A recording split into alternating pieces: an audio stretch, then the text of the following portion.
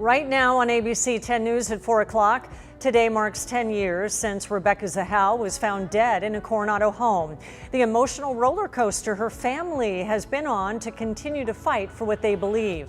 Plus, we clear up confusion over the state's guidance on wearing masks at school campuses, and what this will mean for individual school districts. And costs are going up amid the largest inflation increase since the recession. The items seeing the highest price hikes. ABC 10 News at 4 starts now. Today marks a decade since a woman was found hanging at a Coronado mansion, sparking an enduring mystery. Thank you for joining us. I'm Kimberly Hunt. As ABC 10 News reporter Michael Chen tells us, the family of Rebecca Zahau is ramping up efforts again to reopen the criminal case.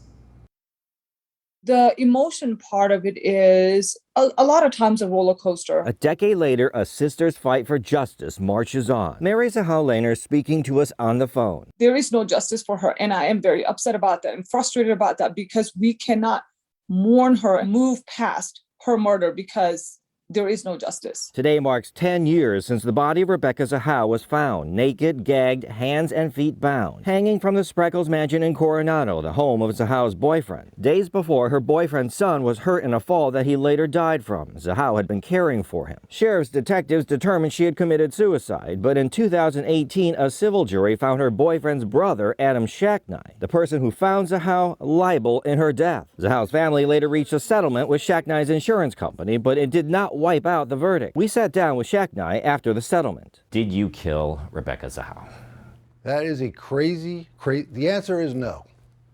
The answer is heck no. After a review of the evidence, the Sheriff's Department confirmed its suicide conclusion, but Zahau's family pushed on to reopen the criminal case, offering rewards for information. On Monday, family attorney Keith Greer filed a 153-page amended complaint asking the Sheriff's Department for investigative records about the case. Greer says he has new evidence, claiming a closer look shows the rope Zahau's body was hanging from was 86 inches off the ground. He showed how he cut her down, which contradicts Shacknai's civil testimony that he had to climb a table to cut her down. You could stand flat-footed and cut her down. You didn't need to get on a table. We're very confident that the evidence shows it was just staged. Today, Greer sent a letter to the Sheriff's Department asking for another agency to handle the case. A case that has now spawned a book and continues to attract headlines and internet sleuths. But for one sister, this remains a personal fight. I have to believe that there is hope. I have to believe that miracles do happen. And I believe that God will bring justice. Michael Chen, ABC 10 News. The Sheriff's Department declined to comment, citing the pending litigation. But previously, Sheriff Gore called their investigations fair and thorough. In 2018, the department took a fresh review at existing evidence by investigators who had no prior involvement in the case. And in the end, the department did not change its initial findings of suicide. A judge will hear the arguments on this lawsuit in October. In a statement, Adam Shacknai called Greer's latest moves another desperate attempt for publicity. And now to the coronavirus. As school districts prepare for the first day of school, they're also adjusting the guidance on masks from the state.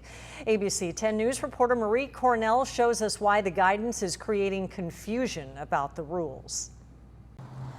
I've been talking to different districts in our area, and there seems to be some confusion because the state sent two statements within a matter of hours. But local school district officials say the bottom line is masks will be required on campuses.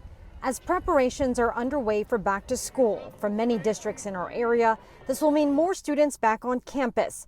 And just as these details are being finalized, Monday, the state released new guidance regarding mask wearing on campus. They initially said students in K through 12 who refuse to wear a mask will not be let onto campus grounds. But then a few hours later, the state sent another message changing that, saying, quote, California's school guidance will be clarified regarding mask enforcement, recognizing local schools' experience in keeping students and educators safe. San Diego Unified School Board President Richard Barrera says what this means is it will be up to the districts to enforce the mask rules. The state is requiring that all students wear masks indoors while they are on campus. And Barrera says the district agrees with this rule. This fall, they will require all of their students to wear masks on campus, regardless of their vaccination status. And we don't want to see bullying or harassment or division, between our students on our campuses. Aside from that, San Diego Unified has also spent money updating its classroom ventilation system to improve air quality. ABC 10 News checked in with other districts in our area and have learned Sweetwater Union High School District, which is set to start their school year next week, will also require masks on campus. Other districts, like Poway Unified, say they still need to discuss what the state's latest mask guidance will mean for their return to campus rules, as students in that district will also be returning full-time 5 days a week. Barrera also tells me for the parents who are still concerned about having their students wear masks on campuses, they will be offering meetings with the school nurse and other health experts so that they can discuss the best option for that student. Reporting outside the Board of Education, Marie Coronel, ABC 10 News. Thank you, Marie. And local restaurants have the rest of the month to get outdoor dining parklets up to code. The original deadline was today, but the city extended it to August 2nd. Parklets must be ADA compliant. The city says they must also follow federal, state, and local fire codes. Permanent rooftops and blocking red curbs are considered bigger violations. If businesses do not make these necessary changes, they could face thousands of dollars in fines every day. Governor Newsom unveiled details of the $100 billion California Comeback Plan. That's the massive economic recovery package that the majority of the state's 21-22 budget agreement. Newsom officially signed the Comeback Plan legislation yesterday. It gives immediate relief to Californians hit hardest by the pandemic. It confronts homelessness, housing affordability, and the transformation of public schools. It also boosts wildfire resilience, tackles climate change, and infrastructure. In nearly every state, COVID cases are on the rise again. And the difference in this surge is the more highly transmissible Delta variant.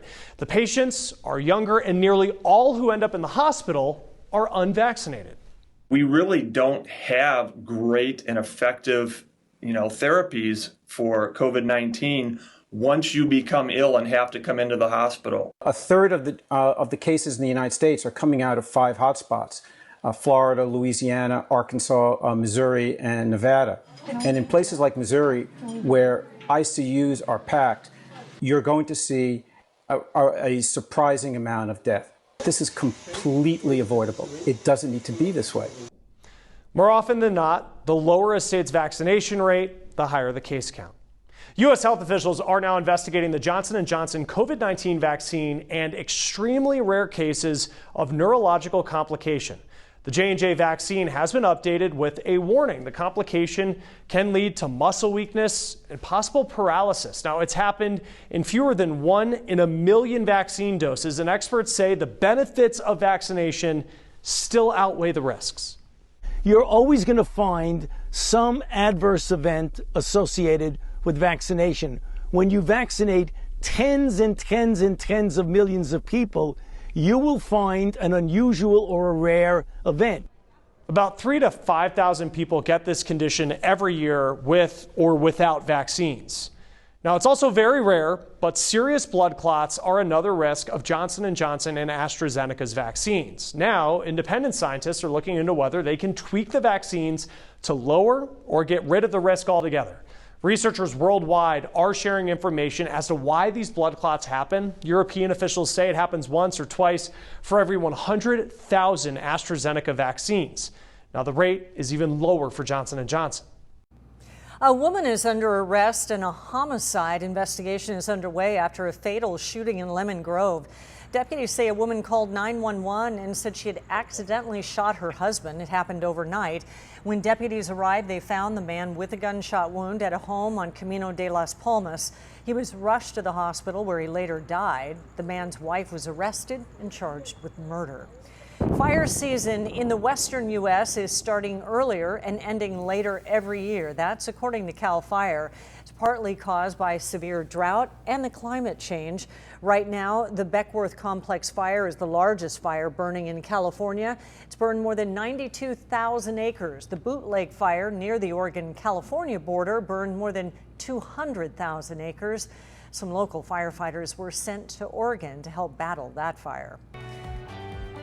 More than 100 people were arrested or are missing amid rare days-long protests happening right now in Cuba. That's according to anti-government activists. The demonstrators on the communist island are protesting the lack of food and medicine. The number of COVID-19 cases there also skyrocketing. The country is in its worst economic crisis in 30 years. We call on the government of Cuba to refrain from violence, their attempts to silence the voice of the people of Cuba. President Biden is re-examining the United States' position on Cuba, but has not yet acted. Under the Obama administration, embassies reopened and many U.S. restrictions were eased in Cuba. The Trump administration reinstated the travel restrictions, the sanctions, and named Cuba a state sponsor of terrorism. A controversial new Alzheimer's drug is under review by Medicare. The agency is deciding whether or not to cover Aduhelm. Now, it's not because of its $56,000 a year price tag, but because the FDA granted approval, even though outside experts recommended against it. That's based on the fact that it only helped a small amount of people. Right now, Medicare is considering covering the drug on a case-by-case basis. Now, there is a separate independent investigation into how the FDA came to approve this drug. Meanwhile, a new study is showing early stages of dementia may first show up behind the wheel. Researchers monitored 65 and older people's driving habits for a year, and they found those who had early stages of Alzheimer's drove less overall, and when they did drive, they drove slower, also to fewer unfamiliar places and less at night. The results helped develop a model that could determine the likelihood of someone having preclinical Alzheimer's using just their age and GPS driving data, and it proved to be 86% accurate. All right, we're hearing stories of long-haul COVID patients struggling, some even being dismissed by medical professionals, but there are programs out there that work.